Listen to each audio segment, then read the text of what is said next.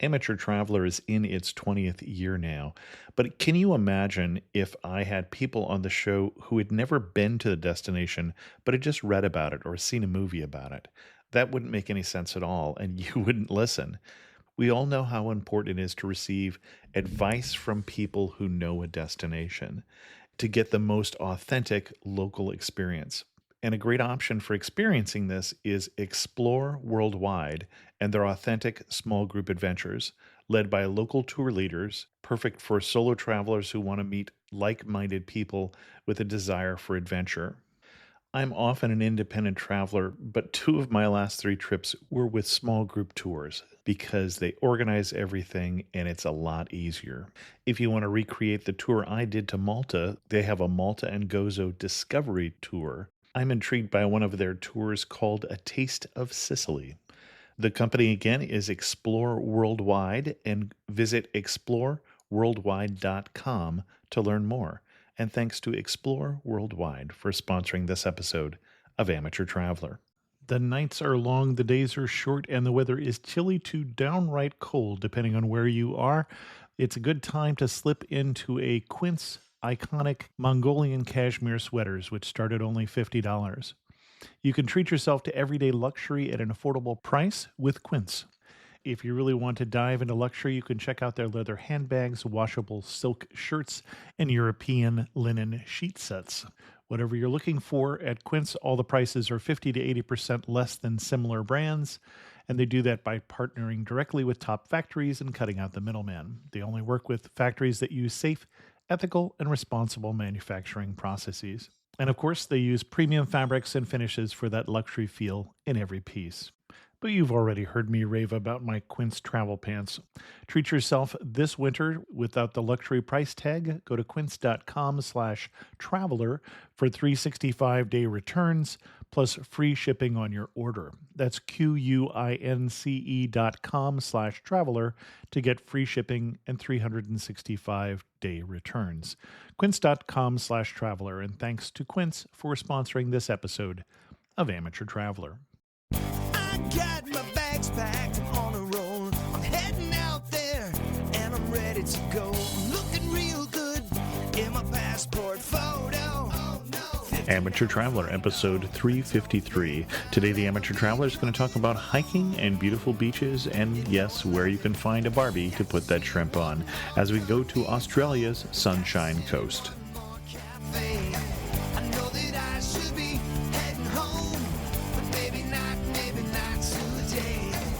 Welcome to the Amateur Traveler. I'm your host, Chris Christensen. Before we get into this week's interview, I do have two news stories for you. In the first one, if you're flying into the United States from a foreign airport, good news for you possibly, because the No Hassle Flying Act has been signed into law, and that will allow certain airports, basically that have met standards for security, to screen your bags there and therefore not have to do it a second time in the U.S. Currently, that includes 9 airports in Canada, 2 in Ireland, and 4 in the Caribbean, the Bahamas, Bermuda, and Aruba.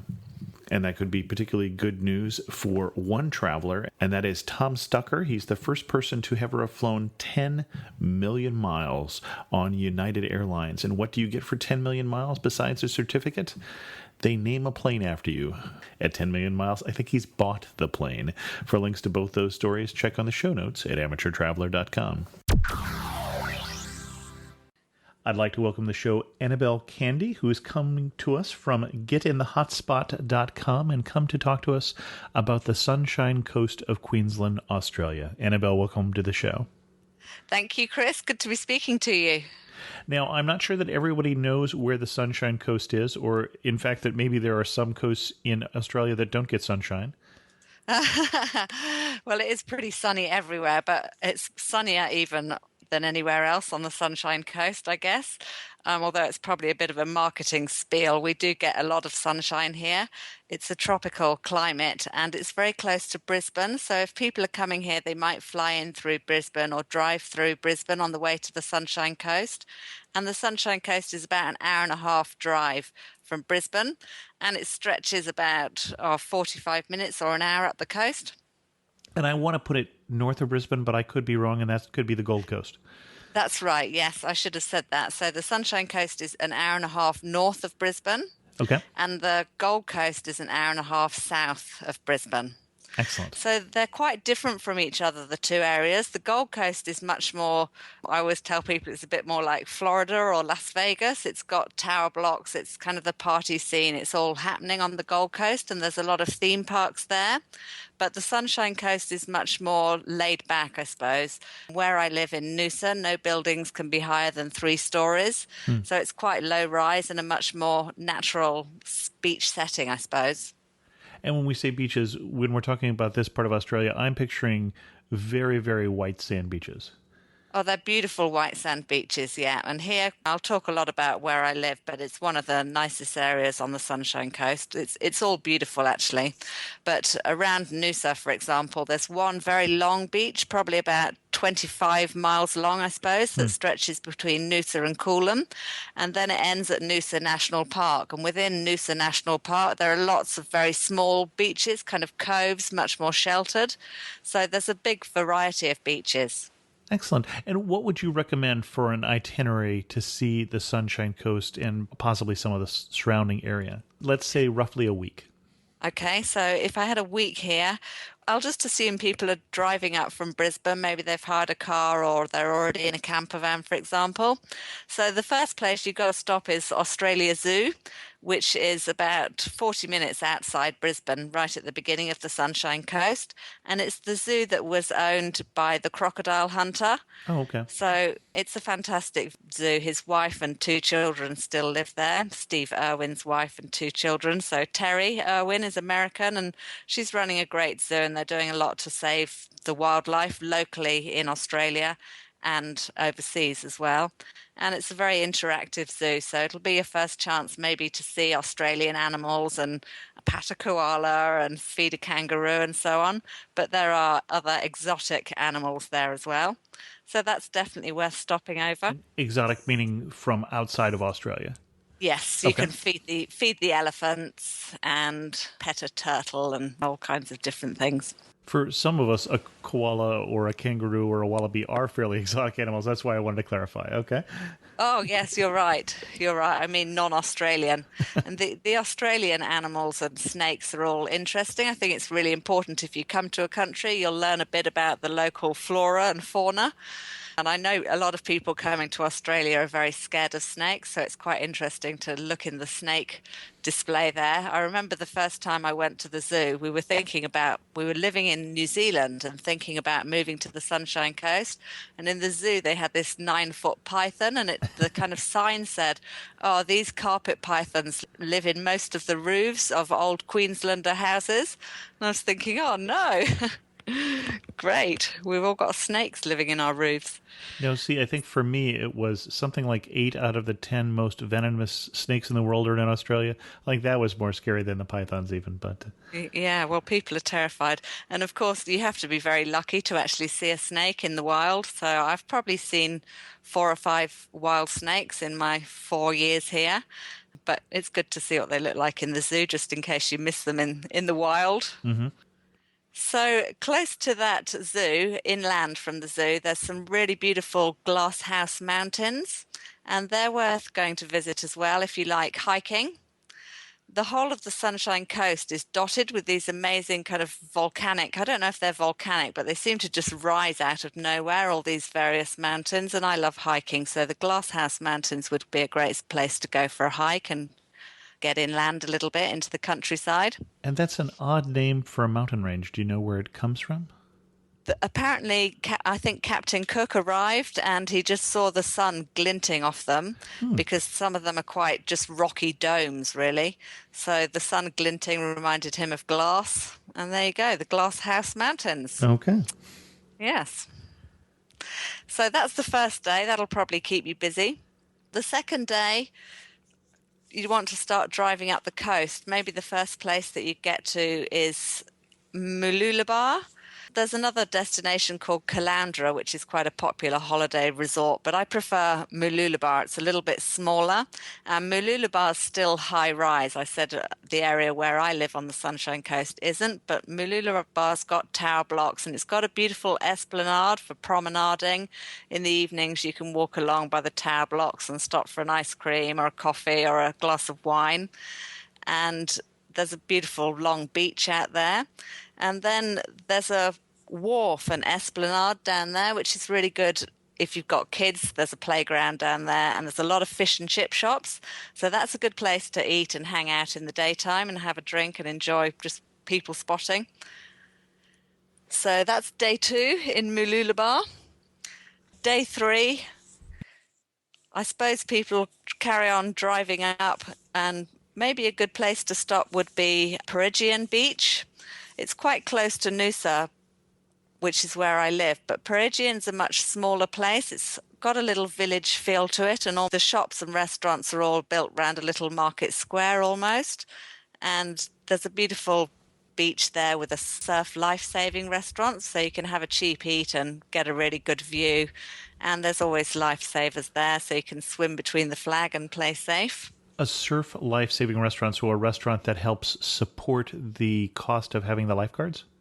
Yeah, that's right. They're an Okay. institution all over Australia. So every beach town will have, if it's big enough, will have its own surf life saving club. So people can go there to learn to surf life save, and people take their kids there to enroll them on Sundays, and they all learn about water safety and so on.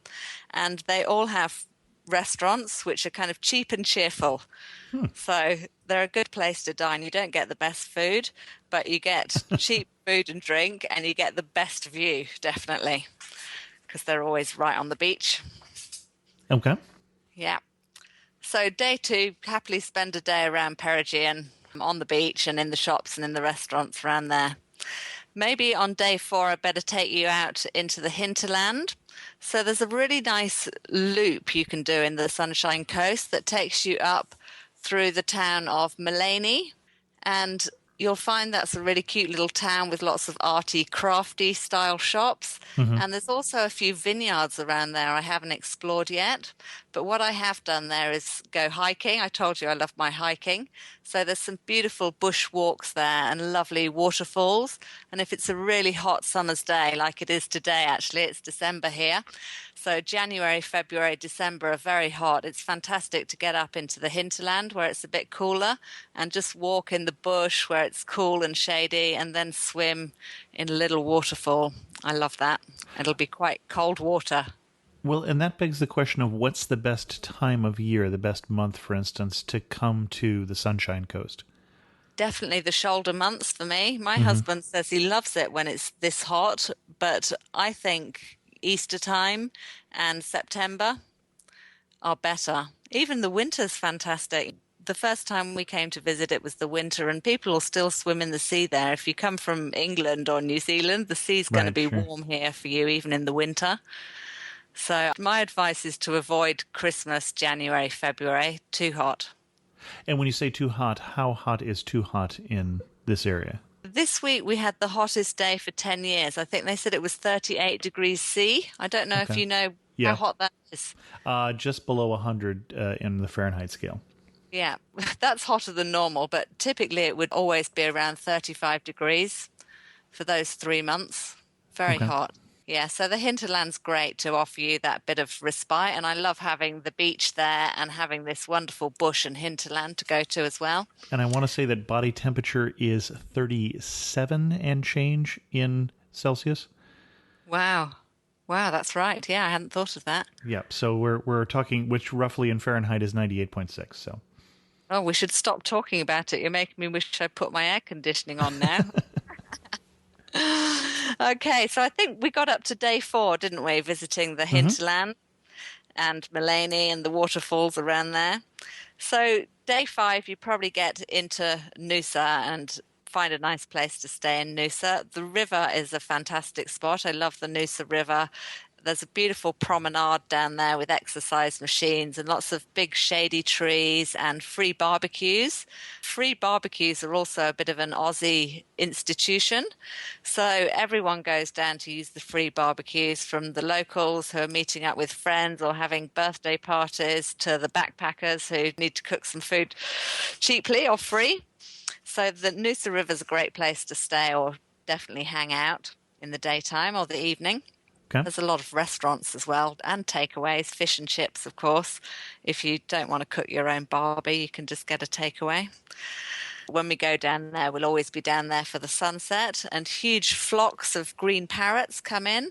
So they must be out all day, and then they come back to roost in the trees at night, and they just make such a noise tweeting at each other. You can't even hear yourself talk down there. And then as soon as it gets dark, they just fall completely silent. Hmm.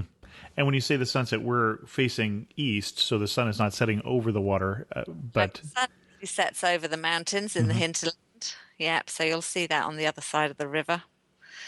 And you'd want to spend a day, probably day 5, 6, in Noosa National Park. And Noosa National Park's a very small national park, but it has beautiful beaches, and it still has wild koalas in it. Apparently their numbers are dwindling, but we quite regularly see koalas down there. So if you want to see a koala in the wild, which you should, that would be the best spot to do it. And just take your hat, take a towel, and plan to spend the day in there mooching around. You can walk along the coast, which is quite sunny. So if it's a hot day, you'll want to do that very early. And then if it was very hot, you could come back through the forest, so it's nice and shady on the way back, so you don't get too sunburnt. There's also, within the national park, the kind of furthest beach from the road, because you have to walk into all the beaches, is called Alexandria Bay, and that's a that's a nuddy beach, my kids call it. So I don't think it's official, but it's clothing optional down there, and it's a beautiful beach if you don't mind walking past all the naked people. It's a stunning wild beach. You have to be very careful about swimming down there. None of the beaches in the national park have lifeguards or any flags, so you do need to be careful. okay. Yeah, in particular on that beach. So day 5, day 6, it might be time for you to maybe have a surf lesson. I don't know if you're into surfing or a bit of water sports. I am into the water, and I have not tried surfing. There are plenty of different options. You don't have to try surfing. You could just hire a boogie board or buy yourself a boogie board. Fantastic kayaking. People do lots of kite surfing going on if it's a windy day. And when you get out on the water, you'll often spot dolphins swimming and even turtles sometimes. So you've got to get out there in the water. And it's a pretty good place to learn to surf here on the open beaches. There's some very good surf schools, and they've got all the right equipment, and I'm pretty sure they'll guarantee to have you standing up on your surfboard that first day. So you should give it a go. And I think of this as an area more for the surfing and the kite surfing things rather than like snorkeling or scuba. I think of more out a little further north up by the reef for that. Am I mistaken? Or No, that's exactly right. Okay. Yeah. There are a few places quite close to here where you can go snorkeling and surfing, but obviously it's mainly going on at the Great Barrier Reef, which is I was up there last month, so it's about a 6-hour drive from Sunshine Coast. And then another hour on a boat to get out to the reef because it's not right there at the shoreline. Exactly, yeah. So stand-up paddling is the other thing that's very popular here. Okay. As well as the river and the ocean, there's also lots of canals and completely still waterways in Noosa. So hiring a stand-up paddleboard and paddling around those is really interesting. You get to see all the very expensive waterfront homes and so on, and lots of nice wildlife and birds in the mangroves as well. And then on your last day, if you're feeling adventurous and you've got a 4-wheel drive, it would be really good to take a ferry over the Noosa River and go up to the Noosa North Shore. So this is kind of the last part of the Sunshine Coast. And at low tide, you can drive all the way up the beach, and there's lots of places to stop off and climb around in the sand dunes. The kids love exploring these kind of passageways and slides and things they have in there. And then you can drive all the way up to Double Island Point, where there's a lovely walk and a beautiful lighthouse. And in fact, that's the place where the scuba diving's supposed to be quite good, down at Double Island Point. Oh, okay. Yeah. Yeah. So if you wanted to try it, you could do it there. Now, one thing I'm curious about, I have an uncle who moved to Australia a number of years ago, no longer living, just died last year, I believe. But he had three kids, so I have three Aussie cousins, and they would tell me stories about, for instance, that you had to be careful certain times of year, the box jellyfish seasons and things like that. Is that something I'd worry about on the Sunshine Coast? And if so, when is that time of year? No, not on the Sunshine Okay, Coast, that's further south then. much further north. Further north. Oh, okay. Sorry. The north. So once you get up to Cairns, which is about a Mm-hmm. 12-hour drive from the Sunshine Coast, all the signs there at the beaches up in Cairns will say, watch out for estuarine crocodiles, Mm-hmm. Saltwater crocodiles, right? the sharks, and the jellyfish. And you actually can't swim in the ocean there during the summer months, the hottest ones that I've told you about, I think December, January, March. I'm not sure how long the season is.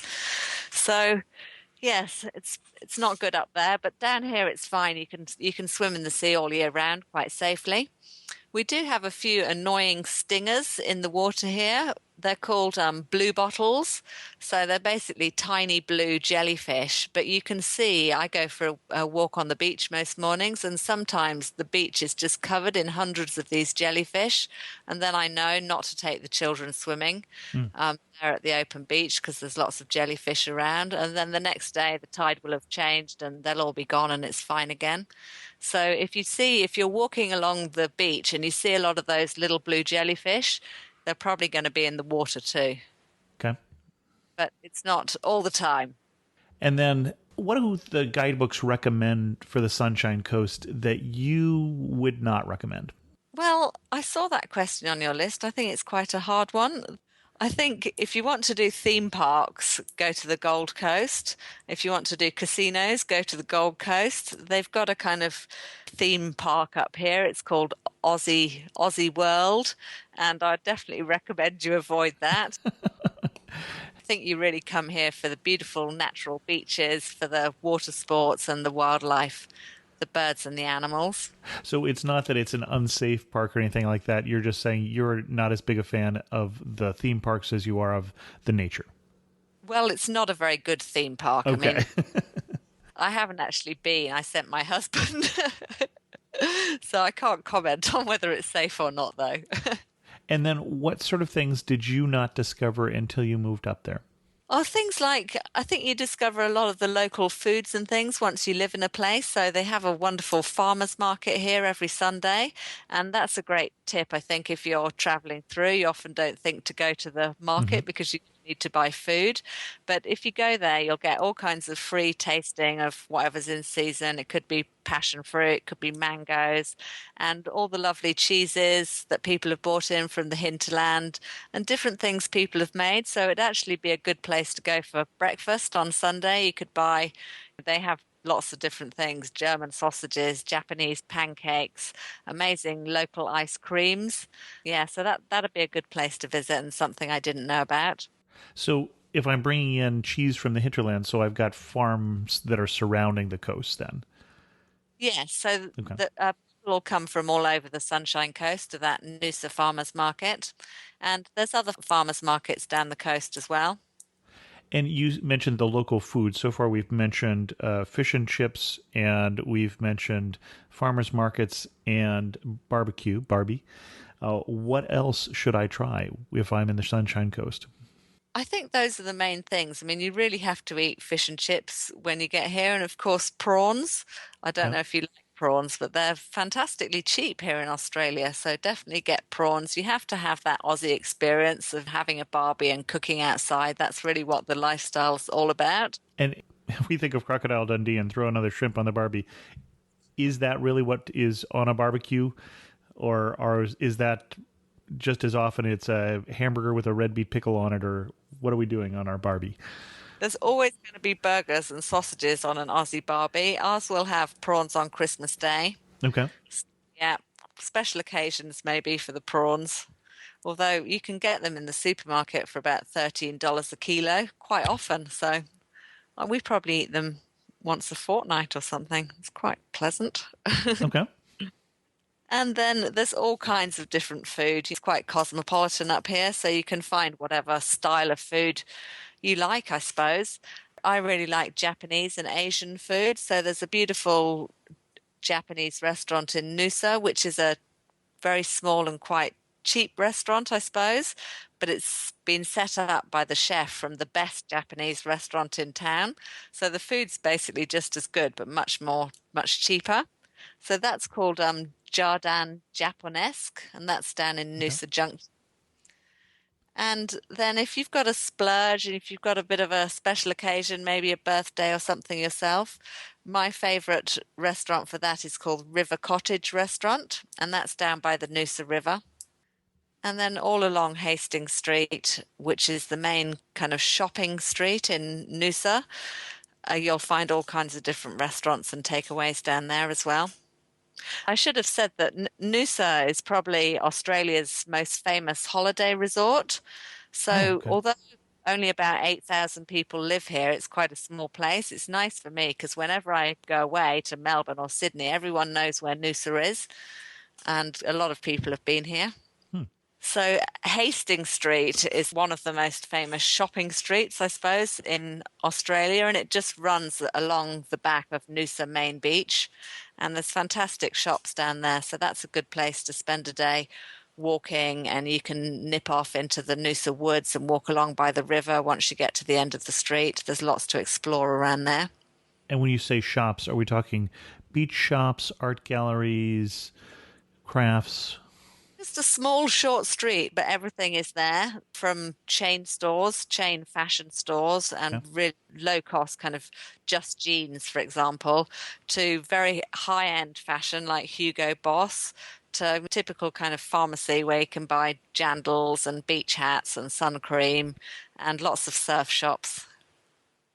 I spoke Australian, but you got me with jangles or jandals. Oh, do you call them thongs? Are we talking about sandals?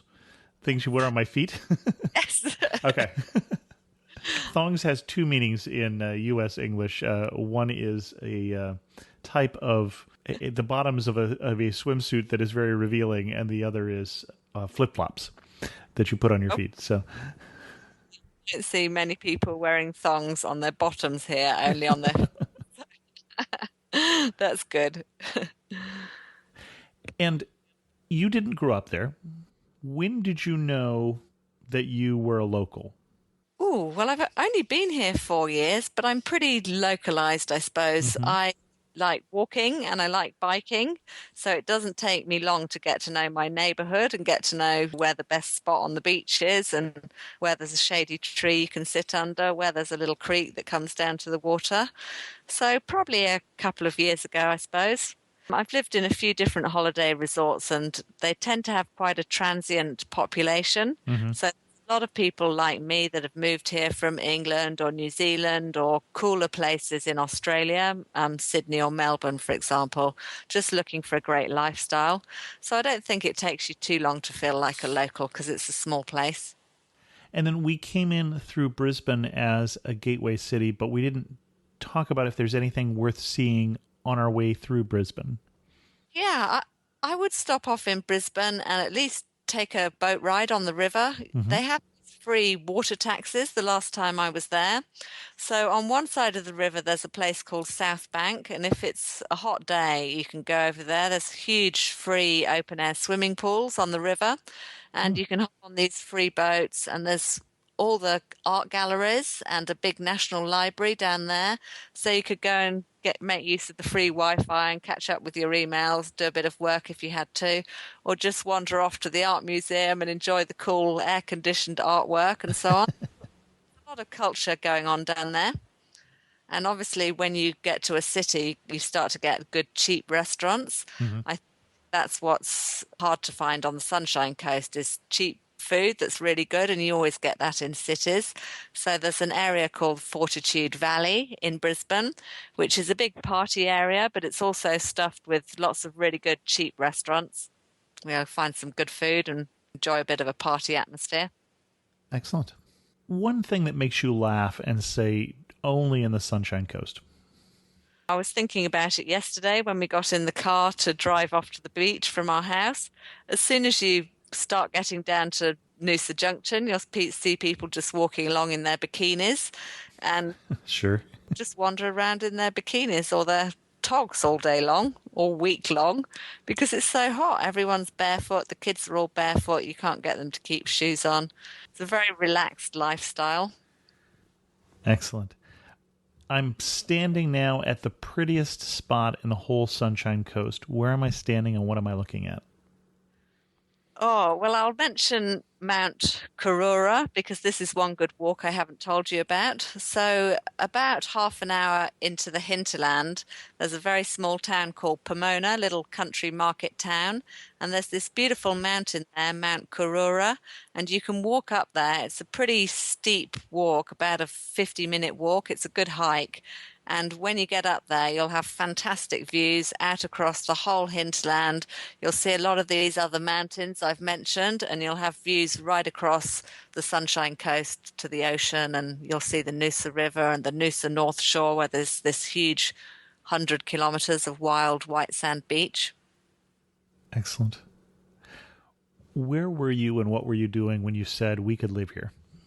Well, we lived in in New Zealand for 10 years. So when we were thinking about moving to Australia, we came here a few times and we explored different areas. But I think we picked Noosa. It just felt, I said it's a very easy lifestyle. It's really the perfect place to live. It's small enough that you can walk to the beach over Christmas time. They have a lot of free buses and things. So if there's a lot of people in town, you don't have to worry about parking. You can hop on a free bus. So that easy lifestyle is what attracted us. Excellent. Before we wrap up with our traditional final two questions, what else should people know if they're going to go to the Sunshine Coast? Oh, I think I forgot to mention whale watching. Oh, okay. I mentioned dolphins and turtles, but every year, and if anyone's coming, they should check, but I'm pretty sure it's from June to October, the whole whale migration goes by. So you'll see them. I think they go from north to south. It tends to be mothers with their babies. That's how it works, isn't it? They migrate and then come back with their babies to the warmer waters. So, yeah, I'm not exactly sure what types of whales they are. But if you go to the surf club where my husband goes every week during that season, you can see them spouting off far out at sea. And I've been walking in Noosa National Park and seen whales right off the cliffs there. So there's some places where you can even hear them if they're close enough in. And then, of course, you can take a boat trip and go out and get a really good up close and personal with the whales. Excellent. And one question I forgot to ask, what's going to surprise me? I've been to Australia before. I think I know my way around. I'm not surprised when they put the beetroot on my hamburger anymore. So what's going to surprise me on the Sunshine Coast? I think how close everything is and all the different options you've got within such a small area for the hinterland, the waterfalls, the creeks where you can go and spot platypus or see a lot of. There's incredible goannas if you go into the hinterland. They're everywhere, and possums. To the coastline where it's much more built up, but there's still a lot of wildlife down there. Incredible parrots everywhere, these white galahs. So hopefully that'll surprise you, I guess, that it's still such a natural environment, even though people are still living here. It's pretty natural. Excellent. Our final two questions. Finish this thought for me. You really know you're in the Sunshine Coast when what? You've got a stand-up paddleboard and a kayak strapped on the top of your car and you're off to the beach again. Okay. And if you had to summarize the area in just 3 words, what 3 words would you use? Apart from sunny. Well, you can use sunny. It seems almost automatic that you should, but... Clean, friendly, and hot, definitely. Excellent. Where, Annabel, can people read more about your travel writing? Well, I'm updating my blog as much as I can. That's at getinthehotspot.com. And I write a little bit about Australia on there and places that I've been to recently and places that I haven't visited for 20 years. So there's all kinds of different travel stories up there. Excellent. Well, thanks so much for coming on The Amateur Traveler and sharing with us your love of your adopted home on the Sunshine Coast in Australia. Thank you, Chris, for having me. It's been great to talk to you. In news of the community, the first thing to know is that we are going to take a week off from The Amateur Traveler, as I mentioned last week, so there will be no show next Saturday. And then I am heading off to Japan on January 12th. Thank you for all those people who've sent me in some suggestions of things to see or do. I did put a blog post up about some of the suggestions I've got from some of the other travel bloggers. With that, I think we're going to end this episode of the show because I have to get to the airport and pick up my daughter who's coming home for Christmas. If you have any questions about this show, feel free to send an email to host@amateurtraveler.com or leave a comment on this episode at amateurtraveler.com. You can also follow me on Twitter at Chris2X, and as always, thanks so much for listening.